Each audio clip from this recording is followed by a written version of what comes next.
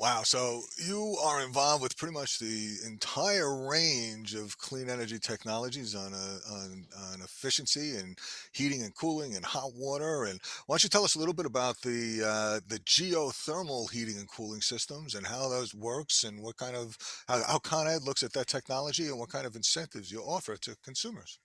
Yeah, geothermal is one of the programs that I work on very specifically, primarily focused with our residential customers.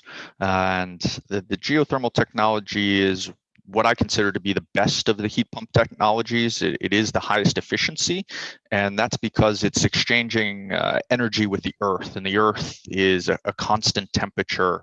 And so, the earth is acting, when people think of renewable energy, they think of solar panels, right? Absorbing energy from the sun.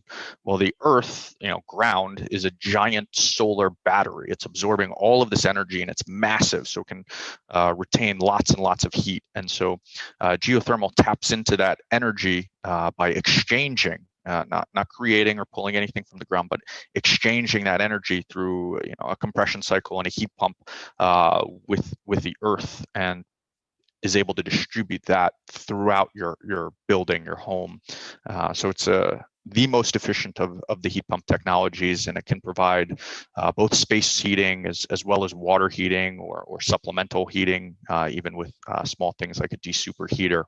And ConEdison has significant incentives for all types of heat pumps.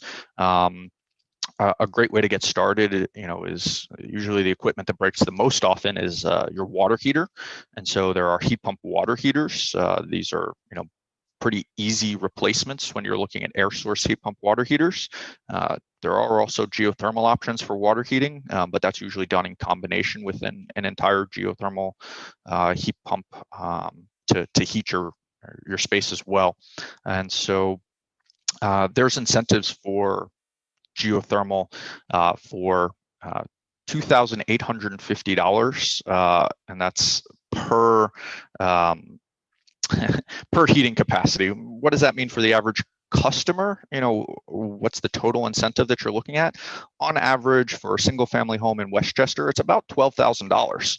So it's a lot of money. And we have similar incentives, a little bit less for the other air source heating options, either ductless mini splits that a lot of people are familiar with. If you walk into a restaurant or a fitness center, you'll see them. They're usually on the wall, and what's great about them is they can be positioned anywhere, and you don't need to do any ducting and retrofitting. A lot of homes in Westchester just aren't suitable for ductwork. The historic and older homes, there just isn't the headspace for that. So these are a great option, especially for those that are looking for that central cooling without having to do all that ductwork. So a lot of different options there for heat pumps, and for our larger customers, we have incentives of $150 per MMBTU of energy savings.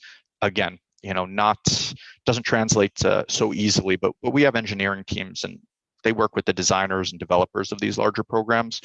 So we're happy to connect with anyone interested in those type of projects to determine what that kind of total incentive amount would be. Wonderful. So if somebody's looking at a geothermal system, though, the average family can expect somewhere around $12,000 worth of cash incentives from Con Edison to help them make that transition. And does that get come to them as a rebate afterwards, or it goes to the contractor? Or how does it work? Yeah, it's actually even better. There's no real paperwork for the customer to fill out. You don't have to wait for a check. It's actually right off the top of the install price. So there are no additional forms or waiting. So this is money just to reduce your your out of pocket costs right up front, and get you going on geothermal or heat pumps right away. Fantastic.